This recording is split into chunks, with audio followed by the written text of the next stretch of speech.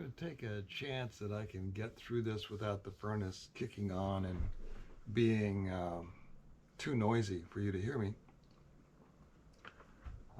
This episode is about change and really ufology as a spiritual quest.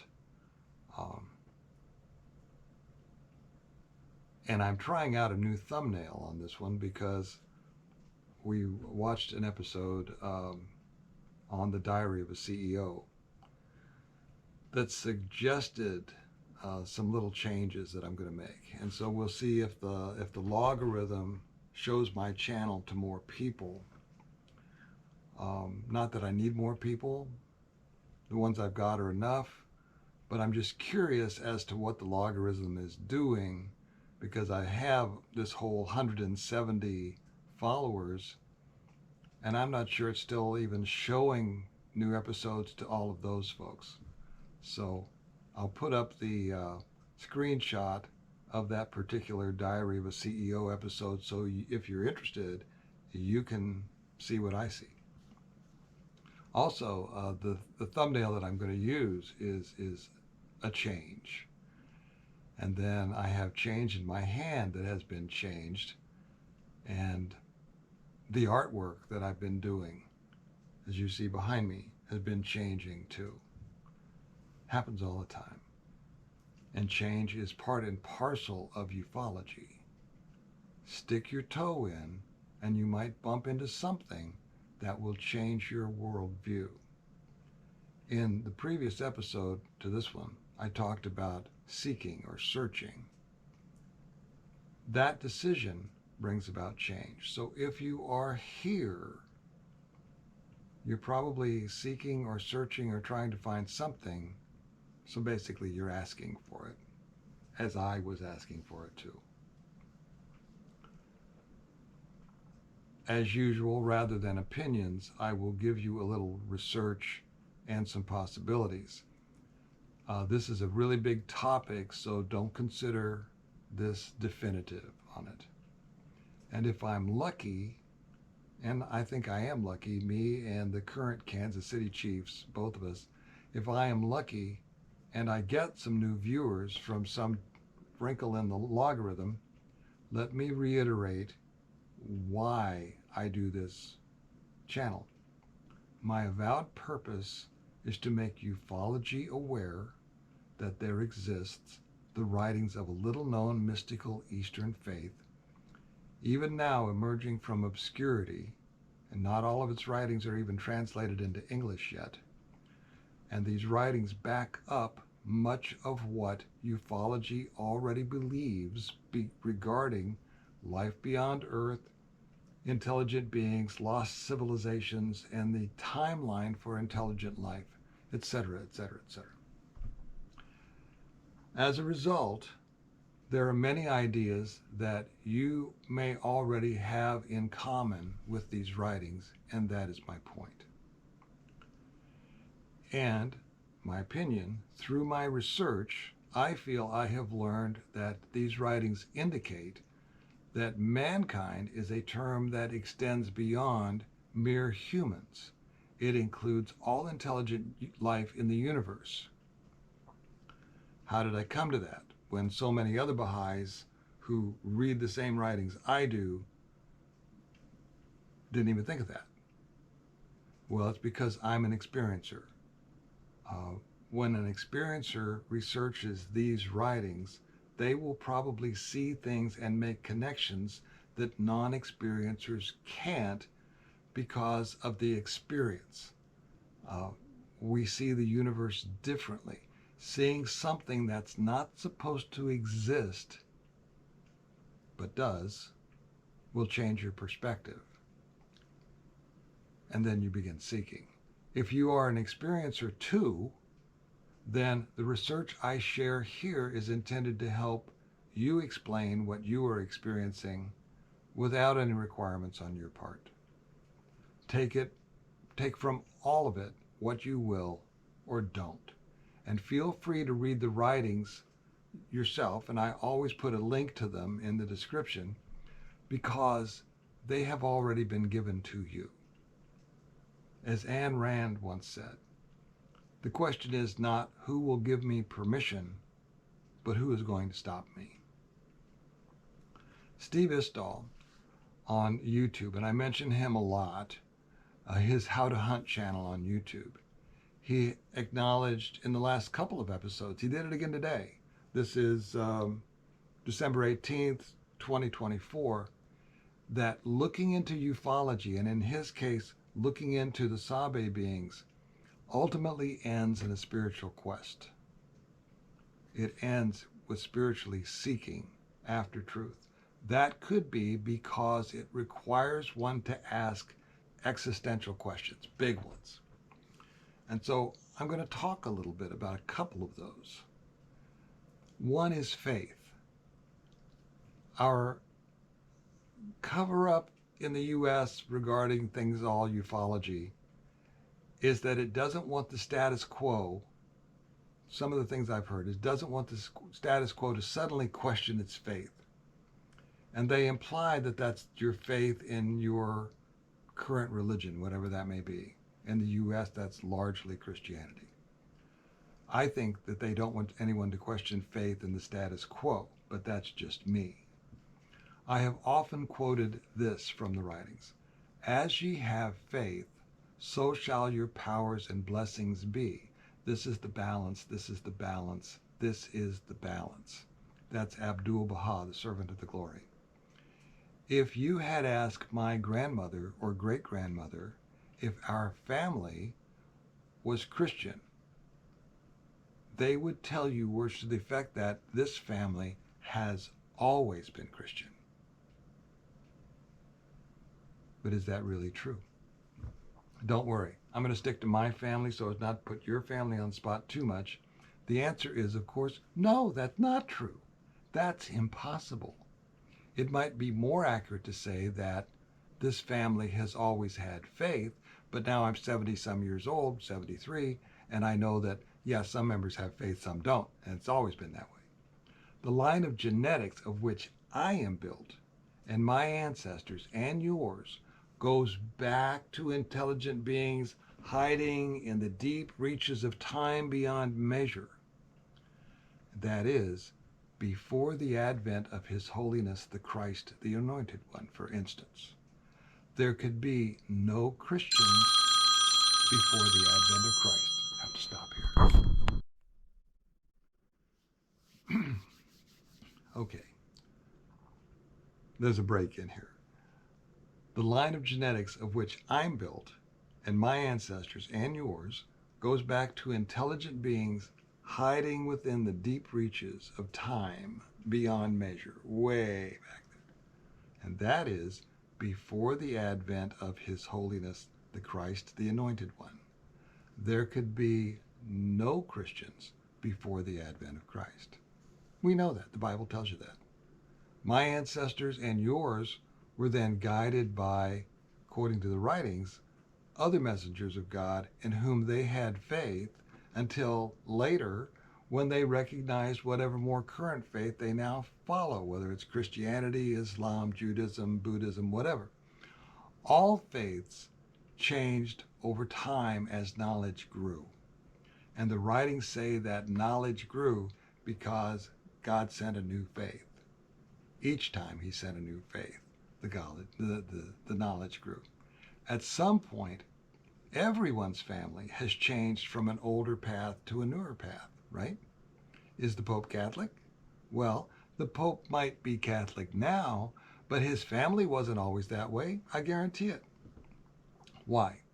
Quote, God hath raised up prophets and revealed books as numerous as the creatures of the world, and will continue to do so to everlasting. That is not my opinion. That is from the writings, the holy writings of the Bab, the Gate of God, excerpts from the 7 proofs. I would submit that the spiritual teachings of the message of God don't change. The spiritual teachings don't change. But our ability to understand them does, and so from age to age, they get updated in a way that we understand better, along with social teaching, but that's another question. Change. Now here's one that I don't think you will have heard before either. Gender and life after death. Another change is awaiting us that you may have never considered. And yes, it is a big statement that you've never considered this, but it's also a big change. It can affect how you think about all kinds of things. I'm male, my wife is female, we were born that way. Note, I'm addressing male-female in a short segment. Don't freak out. Gender is complicated right now. And this is a short episode about change, not gender. But after we pass to the next life, here's my point, and bear with me, I'm not asking you to believe that there is an afterlife or all of that stuff. Some of my friends are agnostics, some are atheists. Listen, you'll like this. After we pass to the next life, we won't be male and female anymore, ever again, any of us. Why? Here's the quote. The rational soul has no gender, race, ethnicity, or class. That's a letter of the Universal House of Justice to the Baha'is of Iran in 2013. Going on, the same letter says, since the soul has no gender, quote, it is a fact that renders intolerable all forms of prejudice, not the least of which are those that prevent women from fulfilling their potential and engaging in various fields of endeavor shoulder to shoulder with men, unquote. This is a letter to Iran. If human rights are God-given rights, the writings say they are rights of the soul. And any argument that one gender should be favored is ridiculous. Now that's me talking, but I actually don't need to go into the writings and quote that. If you go to Baha'i Reference Library and look up, equality of men and women, you'll find all kinds of stuff like that. Anyone of whatever gender you may consider yourselves out there, whatever gender you consider yourself, you have a soul, and the writings say it does not have a gender. That's not my opinion. That's a quote. Gender seems to me to be related to reproduction, which is a function of the physical plane of existence only, as far as I can tell. No religion that I know of suggests that married or any couples give birth to like little angel babies once the couple is both in heaven. Now, do they? If so, show me the reference.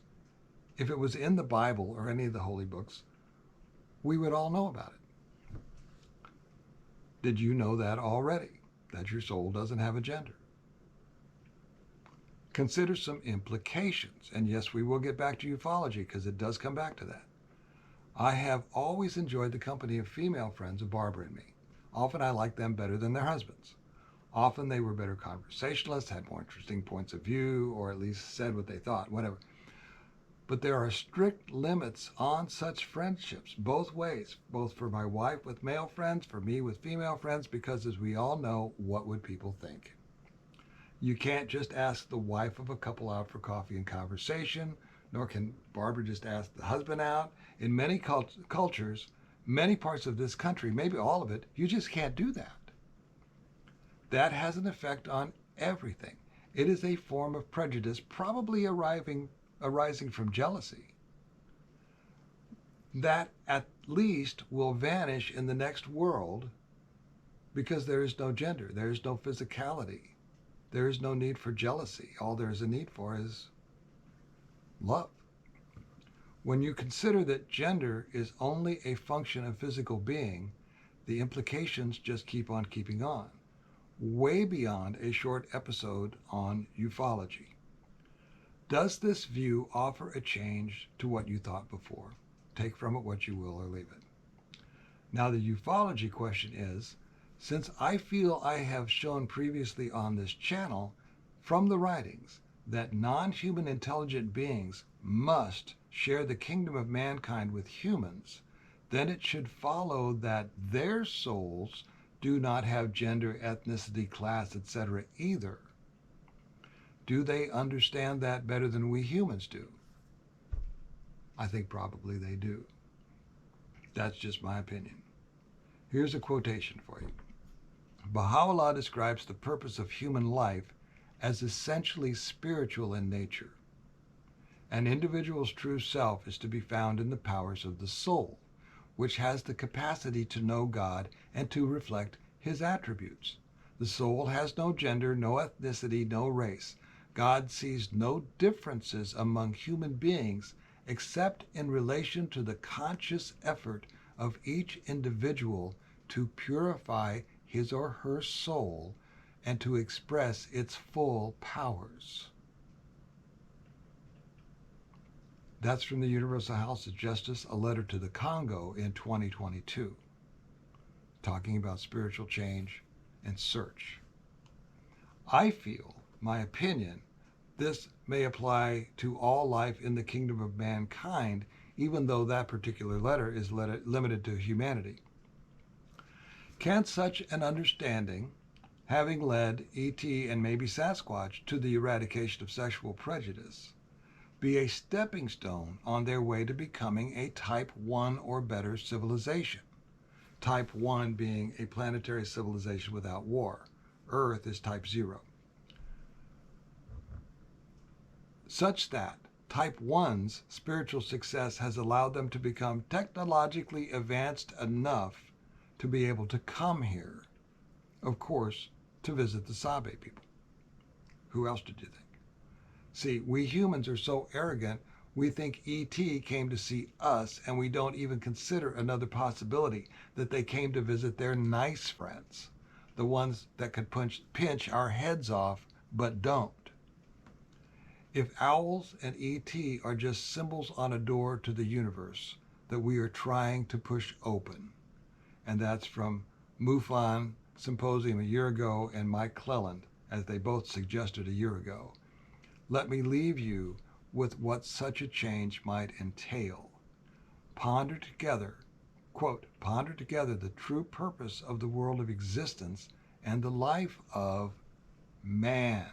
Consider the beauty and efficacy of a society founded on the principle of unity and diversity, and deliberate on that essential nobility of the soul that enables the individual to see his or her own happiness in the happiness of others.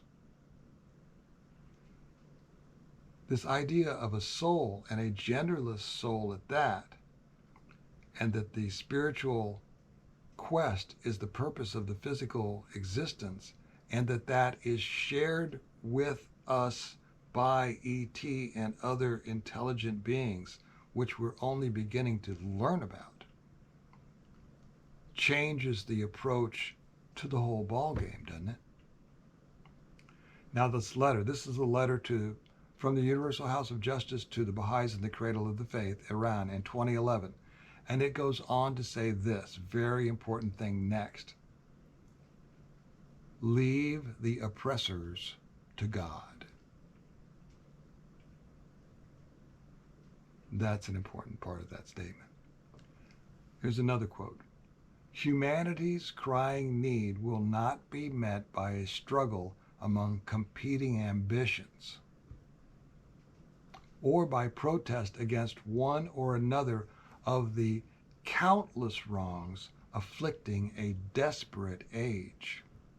It calls rather for a fundamental change of consciousness, for a wholehearted embrace of Baha'u'llah's teachings that the time has come when each human being on earth must learn to accept responsibility for the welfare of the entire human family. That's something we're not doing at the moment, I would say.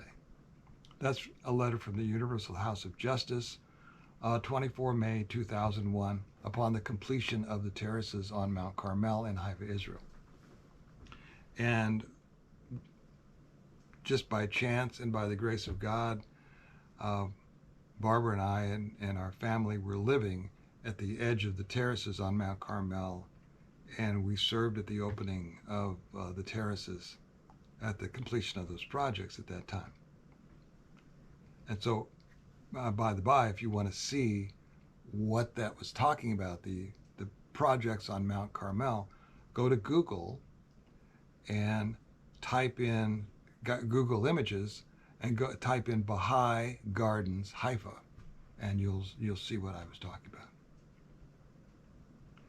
So all of that stuff, if you go back through, when I do these episodes, I kind of imagine that at least some of the people that are showing up have heard the episodes before. And so this change of consciousness thing, that's been talked about.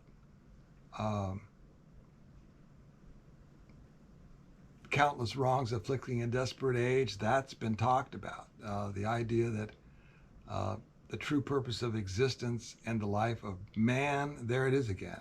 They didn't say humans, and they choose their words so carefully that I can't help but think that there only being 4 kingdoms of existence, physical existence: mineral, vegetable, animal, and man, the kingdom of mankind.